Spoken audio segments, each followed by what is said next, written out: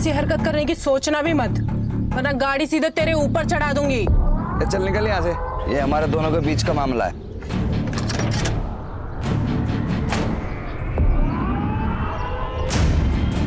ये हमारे भी बीच का मामला है।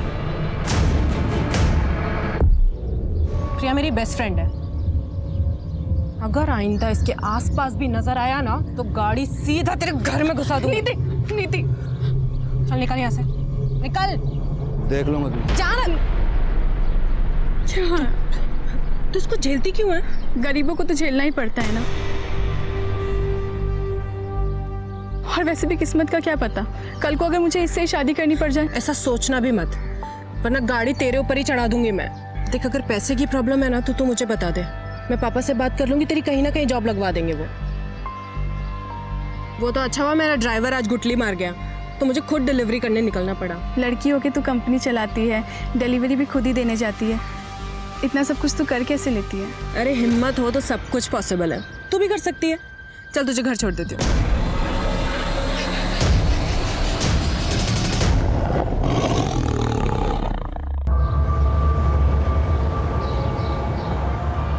अपने पापा को बुलाइए, मैं लड़कियों से बात नहीं करता, बताऊंगा उन्हें। आप ऐसे पुराने एम्प्लॉय को कंपनी से निकाल नहीं सकती। टेक ओवर के वक्त ये डील हुई थी। डील 3 साल पहले हुई थी एमएन जी, अब कंपनी मैं संभालती हूँ। अगर कोई ड्राइवर महीने में आधे से ज्यादा दिन काम पर नहीं आएगा तो वो बाहर जाएगा, और अगर आगे से आपने ऐसे किसी इंसान का पक्ष लिया है ना तो आप भी बाहर जाएंगे। बहुत बड़ी गलती की है मेरे पापा ने जो आपको ये बिजनेस बेचा।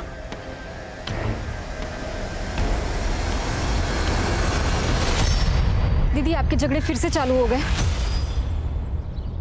अरे तो क्या करूं स्वाति, ऐसे लोग ऑफिस आकर लड़कियों को धमकाएंगे, उनको परेशान करेंगे, तो ऐसे लोगों को ऐसे ही हैंडल करना पड़ता है। अरे दीदी, तो पापा से बात करो ना, आप क्यों झगड़ा करते फिरते हो? नहीं नहीं, पापा को पहले ही 10 टेंशन है फैक्ट्री की। स्वाति मेरी बात सुन, पापा को कुछ भी नहीं बोलेगी, ठीक है? अरे बोला था ना आराम से काम करो।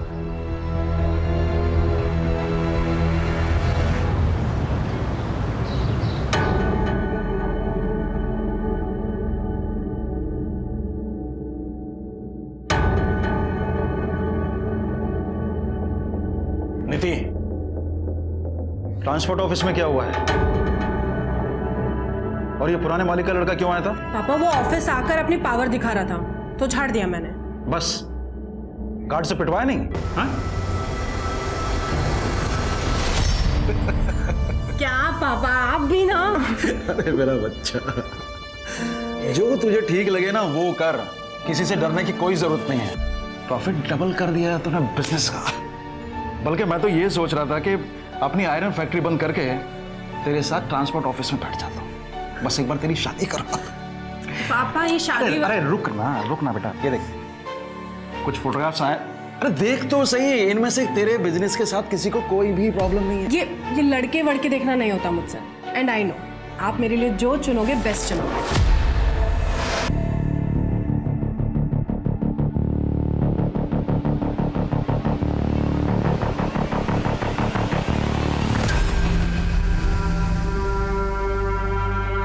चलती है ना तू मुझसे, मेरे काम से, इसलिए बार बार मेरे काम में टांग अड़ाती है। जलन नहीं, चिंता है आपकी। ठीक है, करो जो आपके मन में है, लड़ो लोगों के साथ, कोई कुछ कर देगा किसी दिन तो। अपना मेकअप का कोर्स करने मुंबई जा, और आइंदा मुझसे बात मत करना।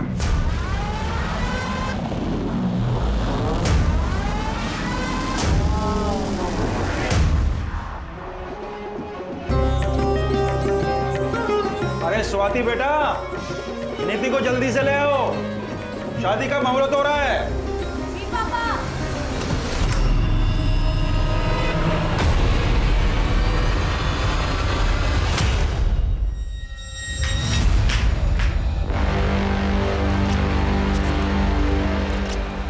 प्रिया, आप दीदी को लेके आएंगे प्लीज?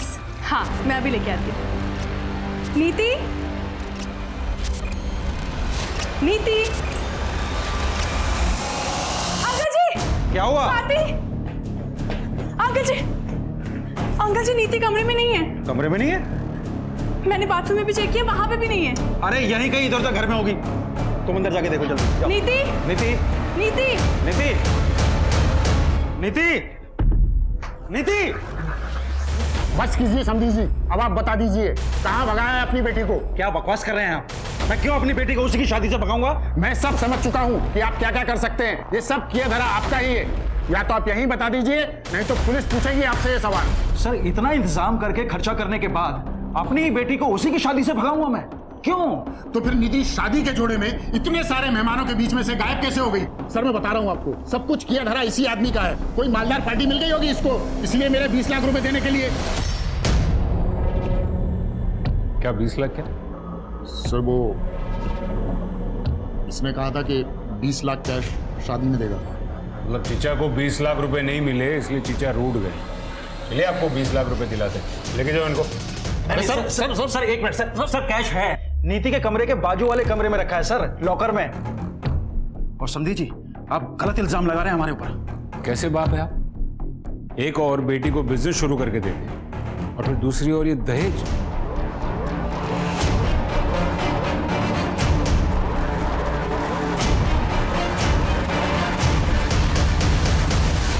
क्या लॉकर खुला है और पैसे गायब हैं? सर मैंने पैसे लॉकर में ही रखे थे सर, मुझे याद। बस कीजिए पापा, पैसों को छोड़िए अभी। दीदी इंपॉर्टेंट है ना अभी।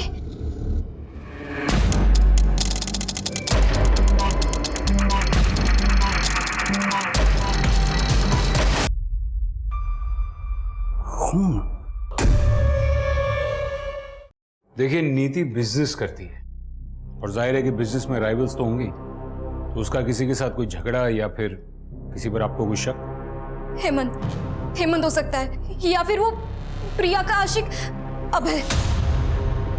अभय और हेमंत वाली बात तो पुरानी हो गई है। तू ब्यूटी पार्लर के कोर्स के लिए मुंबई चली गई थी, तुझे कुछ नहीं पता है। सर वो आए दिन नंदू टेरिस पर आ जाता था। नंदू? जी, नीति के लिए उसका रिश्ता आया था। बताया गया था कि वो डॉक्टर है, लेकिन बाद में पता चला कि वो किसी अस्पताल में छोटी सी जॉब करता है, सिर्फ 30,000 रुपए कमाता है। तो मैंने रिश्ता कैंसिल कर दिया। इसी बात को लेकर पूरी फैमिली झगड़ा करने आती थी, और खास करके वो नंदू। तो क्या करता? नीति के पापा उससे बात तक नहीं करने देते थे, इसीलिए एक दफा बात करने के लिए टेरेस के थ्रू गया था। लेकिन इसका ये मतलब नहीं होता ना कि मैं नीति को उठा कर लेके जाऊंगा। मेरे हॉस्पिटल में मेरे बारे में पूछताछ कर लीजिए। आज तक किसी के घर में डाका डालने की नौबत नहीं आई नंदेश शर्मा की। मैं नीति जितना नीच नहीं हूं सर कि बिजनेस के लिए इस हद तक गिर जाऊंगा। आप किसी से भी पूछ लीजिए, उस रात मैं अपने घर पे था और ये जो उसकी हरकतें थी ना, ये तो होना ही था उसके साथ। हाँ, मैं गया था वहां पे। नीति के बगल में ही मेरे चाचा जी रहते हैं, उनकी लड़की का बर्थडे है आज, इसलिए गया था। अरे साहब, कुछ करना होता ना तो 6 महीने पहले कर देता। 6 महीने इंतजार क्यों करूंगा? वैसे भी मेरी और प्रिया की शादी होने वाली है। पर प्रिया तो तुम्हें पसंद ही नहीं करती है ना? साहब, प्रिया तो मुझे हमेशा से पसंद करती थी, और वो नीति है जो उसको मेरे खिलाफ भड़काती रहती है। एक नंबर की चालाक लड़की है।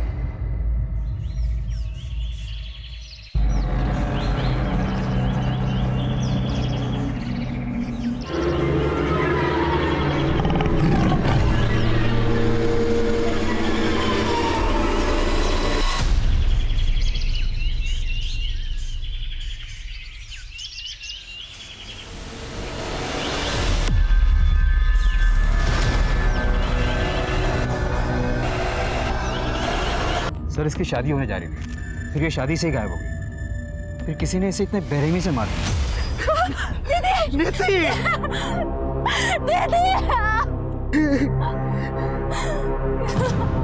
किसने किया? गहने कहाँ गए? 15 लाख से ऊपर के गहने थे।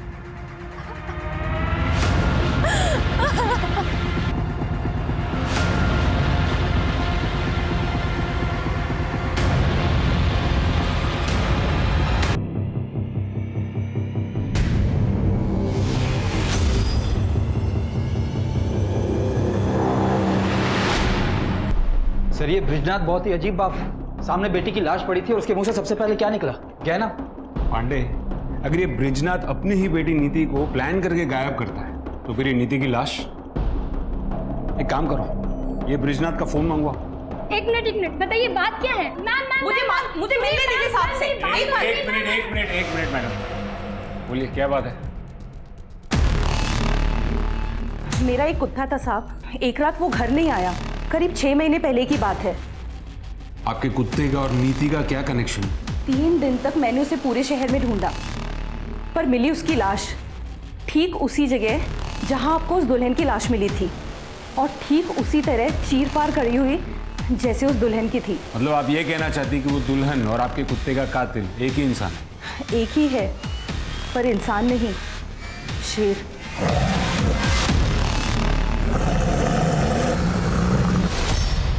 मैडम इस जंगल में सियार तक नहीं है, शेर? मुझे मालूम था आप लोग ऐसे नहीं मानेंगे, इसीलिए 1 मिनट। जीतू, जीतू, इधर आ। साहब ये जीतू है, वो रामदीन सिंह है ना, उसकी वर्कशॉप में काम करता था, जहां वो लकड़ी और रद्दी का काम होता है। अभी 3 महीने पहले इसने नौकरी छोड़ी है।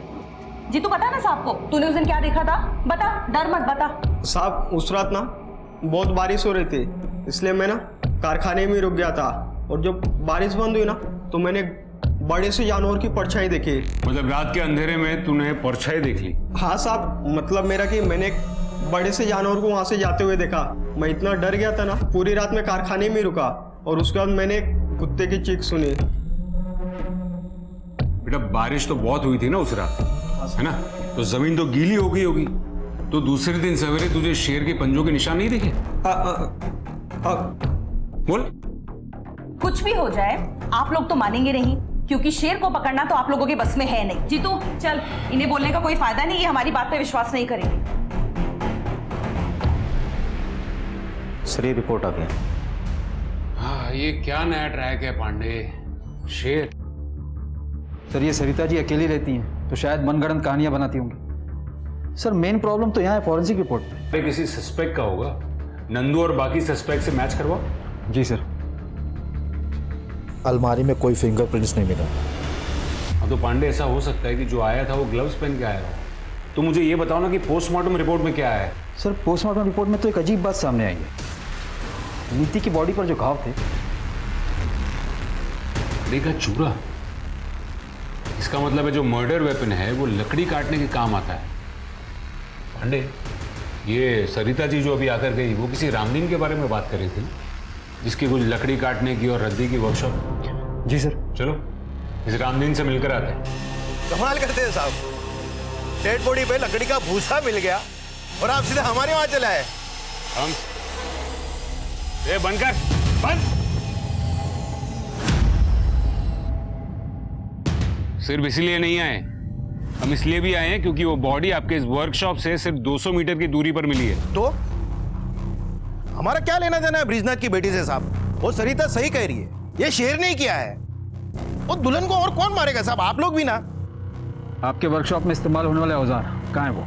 सब औजार का वो हिसाब हमारा सुपरवाइजर रखता है। हेमंत, हेमंत साहब, हेमंत। हाँ सर। तुम? आप जानते हैं इसे? हाँ। तुम यहाँ क्या कर रहे हो?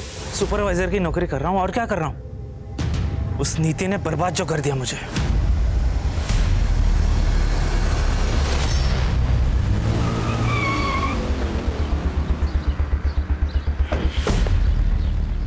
पांडे, ये हेमंत जितना सीधा दिखता है उतना सीधा लगता नहीं है। पर सर हमने पता तो किया था, हेमंत के कॉल रिकॉर्ड के हिसाब से उस रात वो अपने घर पर ही था, और तो और आईपी भी चेक किया उसका। वो उस वक्त ऑनलाइन कुछ वीडियोस देख रहा था। सर वैसे कॉल रिकॉर्ड से एक बात याद आई। क्या?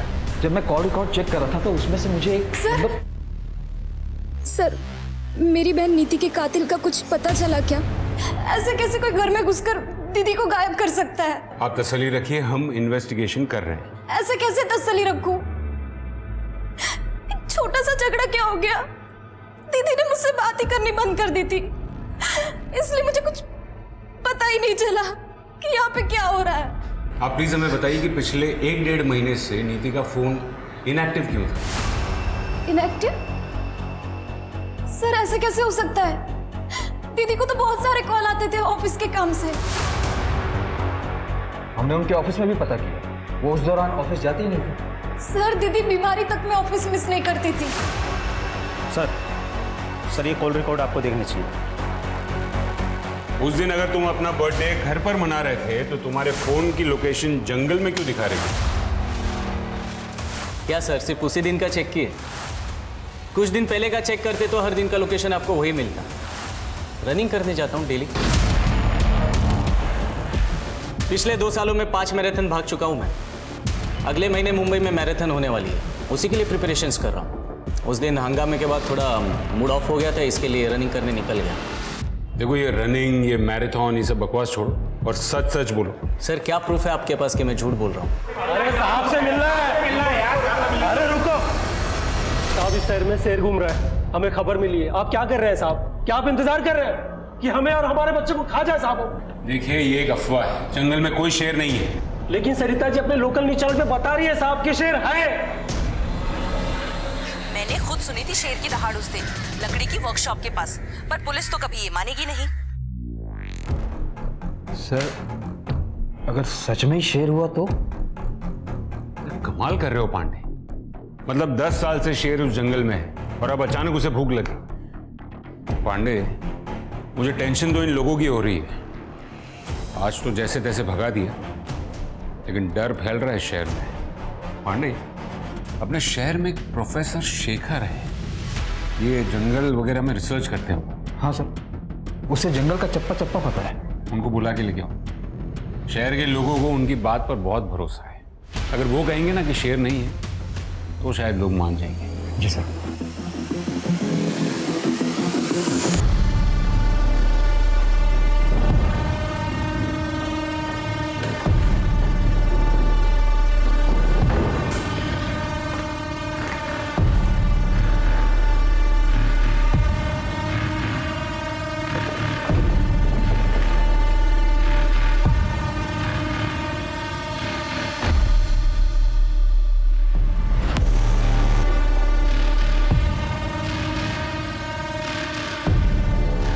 मेहनत से बिजनेस सेटल किया है। घर के काम नहीं कर पाऊंगी, ऑफिस जाना पड़ता है रोज।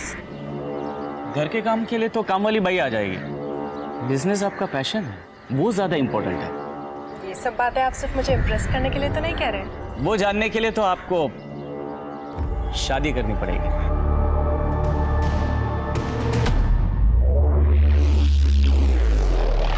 10 साल से चल रही है शेर की कहानी। एक सर्कस कंपनी आई थी, उनके पास शेर तो था नहीं, लेकिन उन्होंने पूरे शहर में ढिंढोरा पीट दिया कि शेर का खेल दिखाएंगे। और इवेंट वाले दिन उन्होंने कह दिया कि शेर जंगल में भाग गया। तब से लोगों को लगता है कि जंगल में शेर है। प्रोफेसर साहब, अगर जंगल में शेर नहीं है तो फिर ऐसा कौन सा जानवर है जो इंसान की जान ले सकता है? सर ऐसा कुछ भी नहीं है। इतने सालों से मैं पेड़ों की गैर कानूनी कटाई के खिलाफ लड़ाई लड़ रहा हूँ और इसीलिए इस जंगल का चप्पा चप्पा जानता हूँ मैं। और जितना मैं लोगों को समझाने की कोशिश करता हूँ कि जंगल में कोई शेर नहीं है, उतना ही मेरी बुआ लोगों को आकर बोलती है कि इस जंगल में शेर है, शेर है। बुआ? हाँ सर, सरिता जी मेरी बुआ हैं। वो मेरी बात समझती ही नहीं है। लेकिन खैर, अगर आप कह रहे हैं तो मैं पूरी कोशिश करूँगा कि लोगों को समझा पाऊँ।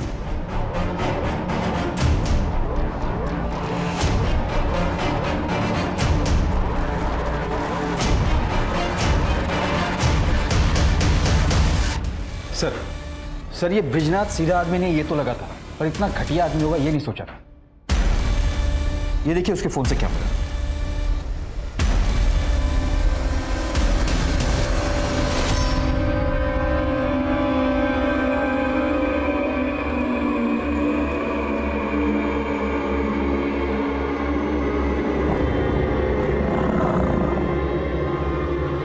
कौन है?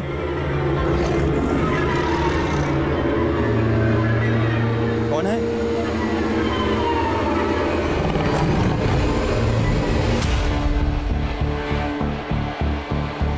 क्यों अपनी बेटी की ऐसी फोटोग्राफ्स लूंगा?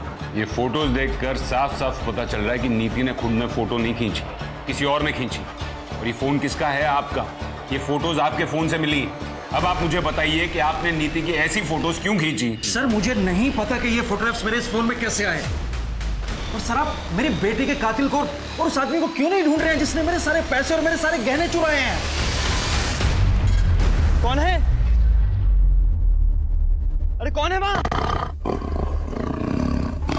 फिर से आ गए ना तुम लोग यहाँ पेड़ काटने के लिए?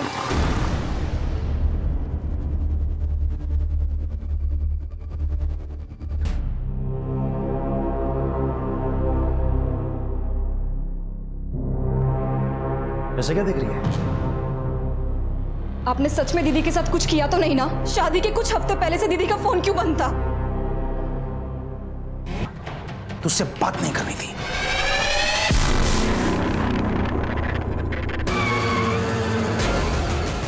पांडे, ये ब्रिजनाथ के बारे में A to Z सब पता करो, पूरी कुंडली निकालो उसकी। जी सर।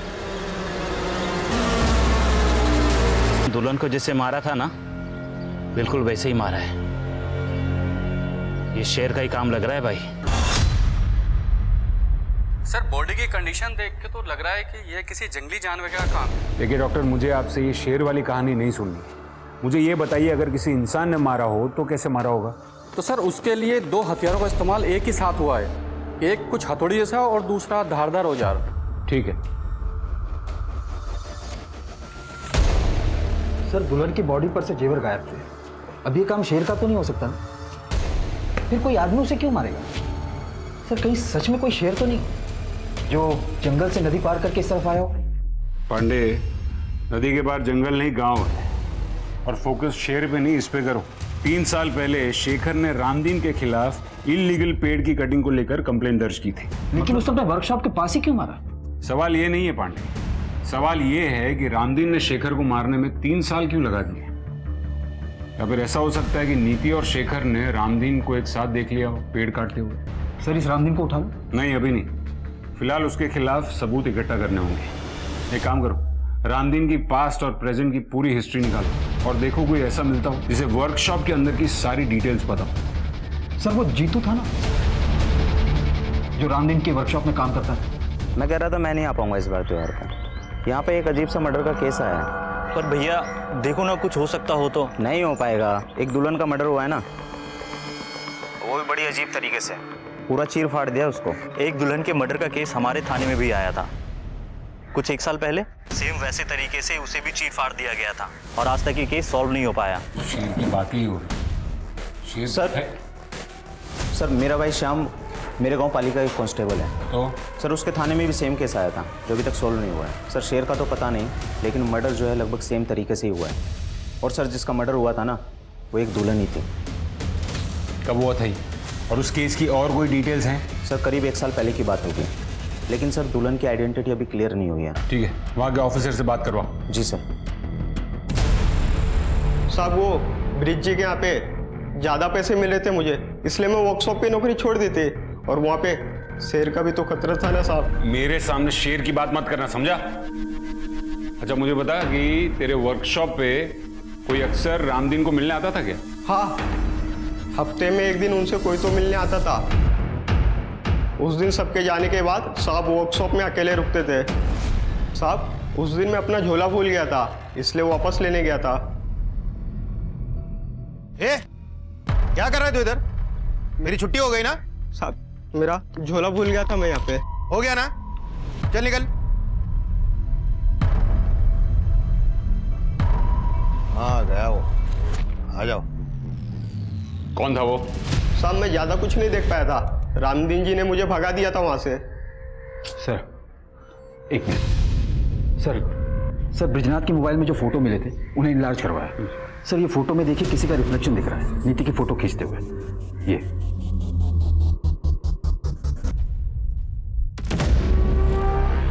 सर ये तो सुलभा है। सुलभा? हमारी नौकरानी। सुलभा, सुलभा!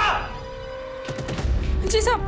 तो तुमने खींची थी ये इतनी वाहियात फोटोग्राफ नीति की? साहब हम तो नौकर हैं, मालकिन ने कहा था ऐसे फोटो खींचने को। दीदी ये लीजिए।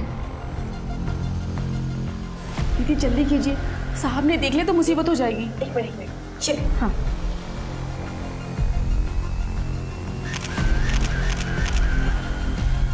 पर दीदी के पास खुद का अपना फोन था, तो पापा के फोन से क्यों खिंचवाएंगी? मालिक ने 1.5 महीने पहले फोन छीन लिया था। छीन लिया था?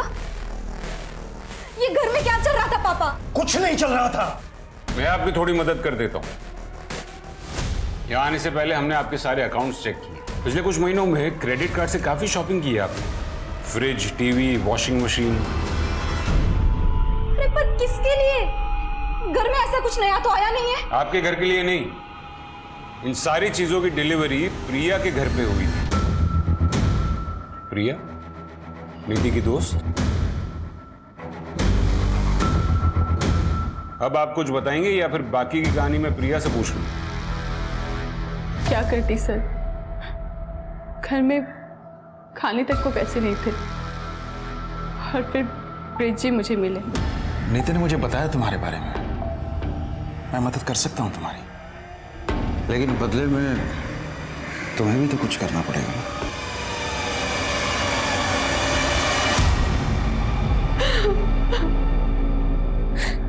मेरे पास और कोई रास्ता नहीं था सर। और नीति को यह बात कब पता चली?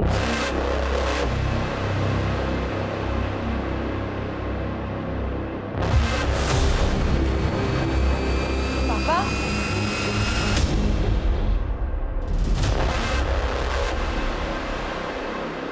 और जब नीति ने आपकी इस हरकत का विरोध किया तो आपने उससे उसका फोन छीन लिया, उसका ऑफिस जाना छुड़वा दिया।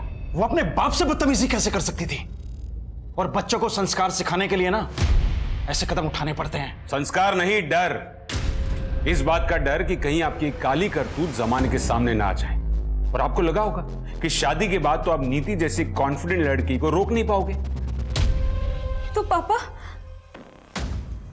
आपने दीदी को, इसलिए शादी वाले दिन भी आप सब प्रिपरेशन छोड़ के आधे घंटे के लिए कहीं चले गए थे और आते ही आपने दीदी को बुलाने के लिए कहा था। फूल लाने के लिए गया था, पंडित जी ने अचानक से फूल लाने के लिए बोल दिया था।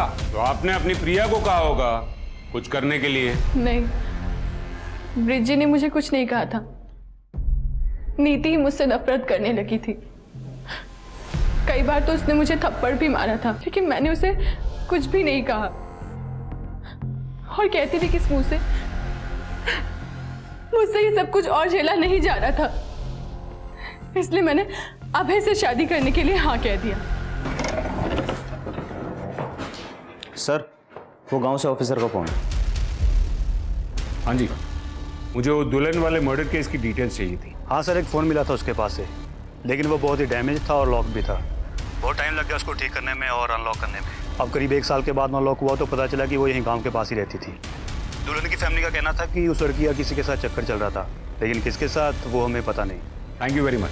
और कोई डिटेल्स मिले तो हमारे साथ शेयर कीजिएगा। Okay sir. मेरा पूरा परिवार बिखर गया। सर, प्लीज बता दीजिए कौन है मेरी दीदी का कातिल? पापा? देखिए, हमने पता लगाया आपके पिताजी वाकई में फूल लेने गए थे, तो फिर और कौन रह जाता है? नीति का बॉयफ्रेंड। बॉयफ्रेंड? नहीं सर, ये हो ही नहीं सकता। दीदी का फोकस सिर्फ बिजनेस पे ही था और दीदी तो ये शादी से भी बहुत खुश थी। तो फिर एक जवान लड़की ऐसे फोटोज किसके लिए क्लिक करेगी? हमने फोन भी चेक किया, हमें कोई नंबर नहीं मिला। शायद वो इंटरनेट कॉलिंग से बात किया करती थी। और इस केस में ये पॉसिबल है कि घर से चोरी नीति ने या फिर नीति और उसके बॉयफ्रेंड ने मिलकर की थी। पैसे दीदी ने नहीं चुराए थे, मैंने चुराए थे।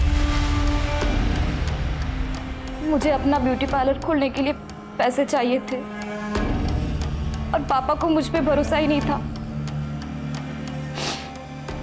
और दीदी मुझसे बात ही नहीं कर रही थी।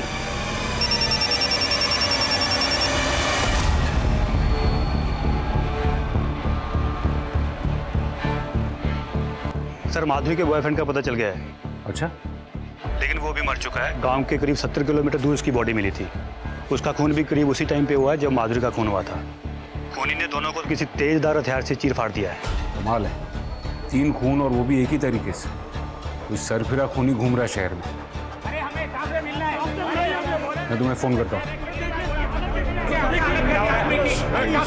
क्या हो रहा है यहाँ पर?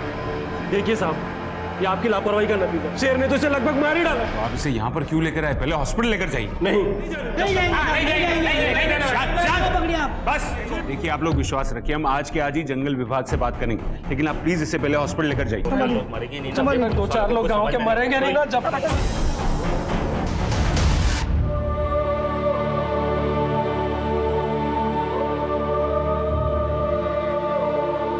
दीदी मुझसे बात नहीं कर रही थी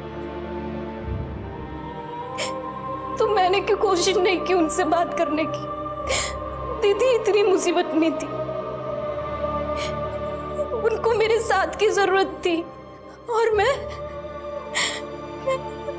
इतनी सेल्फिश हूं कि सिर्फ अपने सपनों के पीछे दौड़ती रही। अगर मैं दीदी के साथ होती तो आज दीदी मेरे साथ थी। सर डॉक्टर ने बताया कि जीतू को किसी शेर ने नहीं बल्कि जंगली कुत्ते ने काटा था। मुझे पता था, वो घबरा गया इसलिए देख नहीं पाए। सर जब तक हम नीति और शेखर के कातिल को इनके सामने नहीं लाएंगे ये लोग हमारी बात नहीं मानने वाले। सर वो रामदीन के बारे में पता करने के लिए बोला था ना सर आप। सर पता लगा कि वो भी मेरे गांव पाली से है। एक बात और सर वो दुल्हन का जो मर्डर हुआ था उस केस की इन्वेस्टिगेशन से एक बात साफ जाहिर होती है, 6 साल पहले भी सेम तरह से मर्डर हुआ था सर वहाँ पर। किसका? वो भी एक दुल्हन थी क्या? नहीं सर, वो एक आदमी था। इनफैक्ट जिसका मर्डर हुआ था वो खुद एक खूनी था। मतलब 6 साल पहले उस आदमी का खून उसी तरह हुआ था? 6 साल से घूम रहा है, न जाने उसने कितने कत्ल किए होंगे सर। सर रामदीन हो सकता है। अच्छा जो मरे हैं उनकी फैमिली में और कौन कौन है? एक बेटा है सर। उस बेटे को ढूंढो, शायद उस बेटे ने उस खूनी को देखा हो।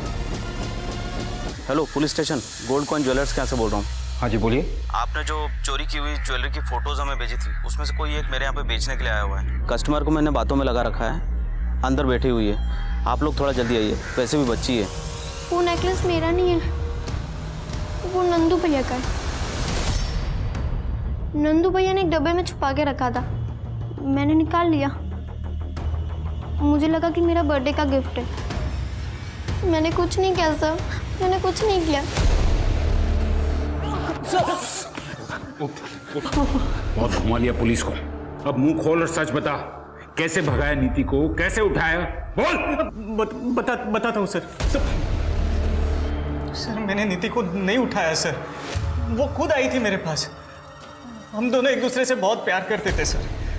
मैंने कुछ नहीं किया सर, बिलीव मी। लेकिन जब उसके पापा ने मेरा और नीति का रिश्ता तोड़ दिया तो मैंने तो उम्मीद ही छोड़ दी थी। लेकिन एक दिन खुद नीति ने मुझे फ़ोन किया था, ये कुछ 3-4 महीने पहले, और उसी के बाद हम लोग छुप छुप कर मिलने लगे थे सर। और वो खुद अपने फोटो तुझे भेजती थी?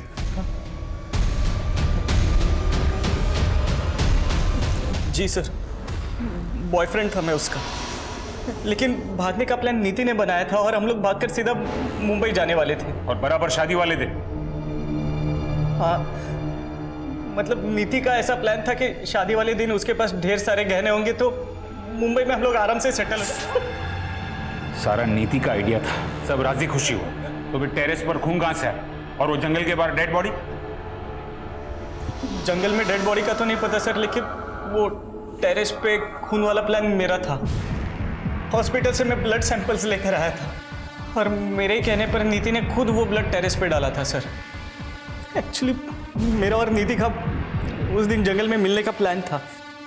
नीति, अरे कहाँ हो यार तुम? नीति तो नहीं मिली, लेकिन उधर झाड़ियों में उसका पड़ा हुआ नेकलेस मिला सर।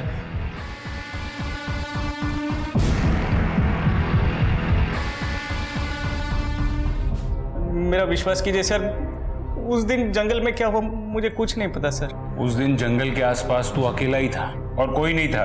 तुमने जरूर किसी को देखा होगा। नहीं सर, मैं अकेला नहीं था, मतलब और भी कोई था वहां पर। दूर से उसकी शक्ल देख तो नहीं पाया, लेकिन हाँ वो लंगड़ा कर चल रहा था। शायद उसके पैर में कोई तकलीफ थी और वो रामदीन की वर्कशॉप की ओर जा रहा था सर। सर रामदीन के वर्कशॉप में कौन कितने बजे आता जाता है ये सुपरवाइजर हेमंत को जरूर पता हो।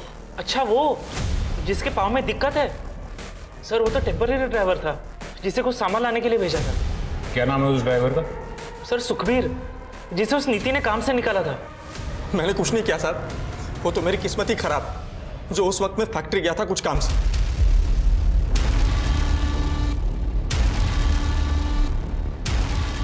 ये ब्रेसलेट तुम्हारा है?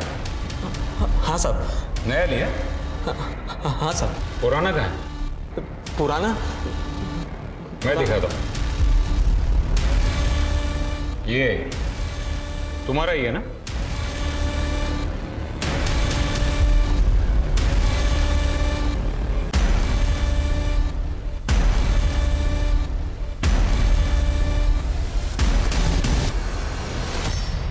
हाँ साहब, मेरा ही है। वो पुराना ढीला हो गया था ना, तो गिर गया होगा शायद। अच्छा, और वो भी वहीं पर गिरा जहां पर नीति की लाश मिली थी? भगवान की कसम साहब, उस वक्त कोई बॉडी नहीं थी वहां पे। हम गरीब छोटे लोग हैं ना साहब, इसलिए सब हमें ही परेशान करते। वहां बड़े लोग क्या नहीं करते, कोई कुछ नहीं बोलता उनको। वो रामदीन सिंह, हाँ गया वो, आ जाओ। वो औरत, उसको देखा मैंने उसके साथ, वो शेर शेर करते फिरती है ना शहर में, वही औरत। सरिता? हाँ हाँ, वही सरिता। सरिता और रामदीन? मतलब पेड़ों की कटाई नहीं, आप दोनों के बीच जो रिश्ता है वो छुपाने की कोशिश कर रहे थे। नीति और शेखर ने आपको सरिता जी के साथ देख लिया था उससे, इसलिए आपने उन दोनों को। सर लेकिन एक बात समझ में नहीं आई, दूसरे शहर जाकर उस दुल्हन को और उसके बॉयफ्रेंड को क्यों मारा आपने? अरे साहब ये क्या कह रहे हैं आप सर, हमने किसी को भी नहीं मारा है साहब। जब तक सब कुछ सच सच नहीं बता देते तब तक यहां से बाहर जाने नहीं दूंगा मैं।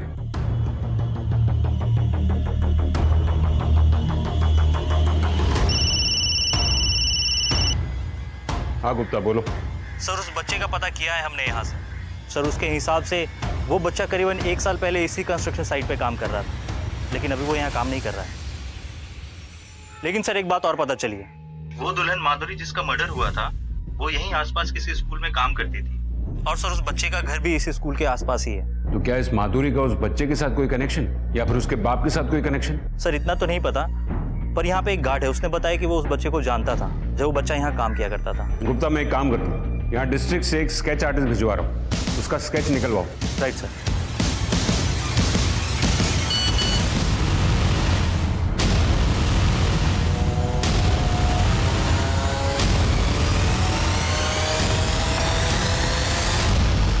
अरे साहब हमें क्यों बंद करके रखा, हमने कुछ नहीं किया साहब, हम कह रहे हैं ना साहब। एक बात बताओ, तुम्हारे वर्कशॉप में जो जो काम करते हैं या करते थे, उनमें से तुम्हारे गांव पाली से कौन था?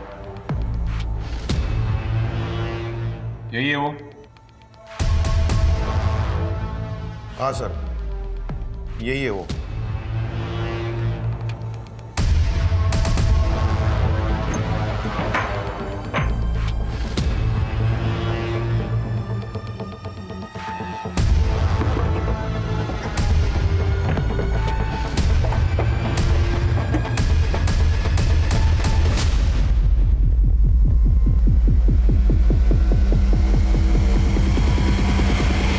सर ये लोगो इस गांव में कई जगह देखने को मिलेगा। एक बाबा यहाँ का, उसी का ही लोगो है। चलिए मैं लेकर चलता हूँ आपको उस बाबा के घर।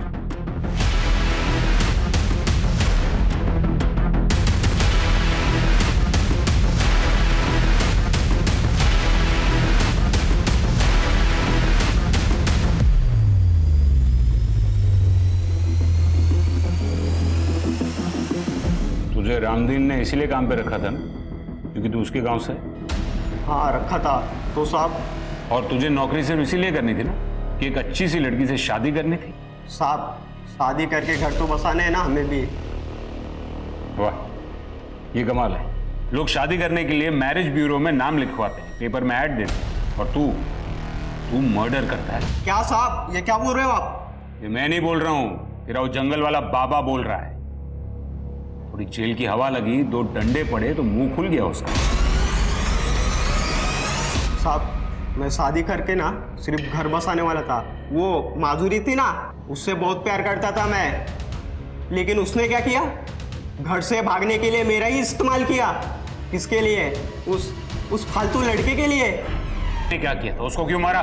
बाबा ने कहा बलि दो, सफलता मिलेगी। फिर बाबा ने मुझे बताया कुछ पाने के लिए बलिदान देना पड़ता है, बलि देनी पड़ती है। एक जानवर, एक लड़की को मारकर तुझे सफलता मिलती, और शेखर उसकी बलि क्यों दी? माँ बाप उनको क्यों मारा? मेरी माँ को वो जो कुछ भी बोलते थे मेरी माँ के बारे में, उनके आशिक के बारे में, सब कुछ झूठ था, सब गलत था। और ये दुनिया वाले उनकी झूठ को सच मानते थे।